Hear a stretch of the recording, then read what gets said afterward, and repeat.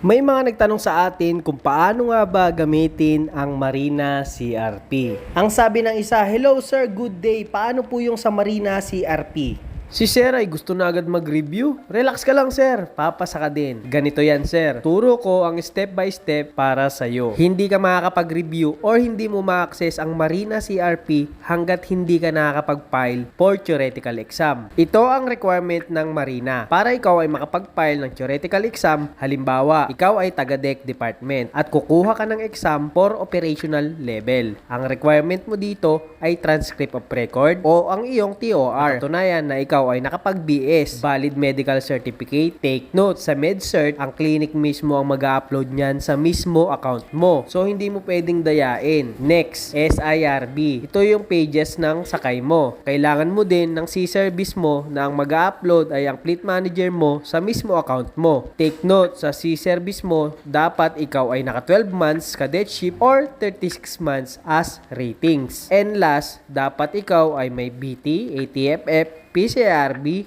and MEPA. Pero alam ko nang meron ka na nito dahil pagsampa mo, nire-require na talaga yan. Sa engine department naman, kung ikaw ay mag-e-exam for operational level, halos parehas lang. 12 months as cadet or 36 months as ratings. TOR, SIRB pages, valid medical certificate, at training.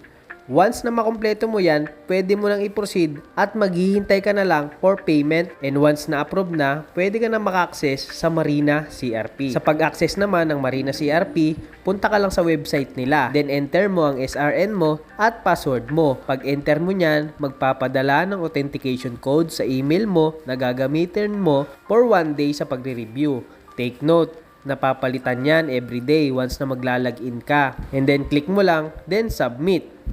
Nandyan na yan, sunod-sunod na yan, basahin mo na lang yung instruction. 3 yan, diagnostic exam, review, and mock exam. Sa diagnostic exam, susubukan lang yan kung saan ka mababa. Parang pre-test kumbaga. At pagkatapos nyan, makakapag-proceed ka na sa review. Pagdating naman sa review, meron kang 420 hours na oras para makapag-review.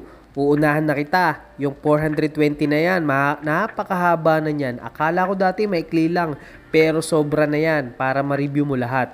Pero depende yan sa'yo kung hindi ka makakapag-focus. Pero once na naka 80 hours ka na, pwede ka na makapag-proceed sa mock exam. 6 na mock exam lang yan. Kapag naubos mo yan, hindi mo na ma-access ang Marina CRP. Magpapadala yan sa email mo na close na ang CRP mo. Kaya ang technique dyan, ikaw na ang bahala kung paano. Pero ang tip ko sa iyo, yung CRP mo lang yung reviewin mo. Huwag kang magre-review ng ibang CRP. Ang naging diskarte ko, nag-screen recorder ako. Tapos save mo lang para anytime ma-access mo. Hindi mo na kailangan ng internet. Focus ka lang sa CRP. I assure you na makakapasa ka dito at wala ka nang babayaran compare sa ibang review materials na babayaran mo pa ng daan-daang libo.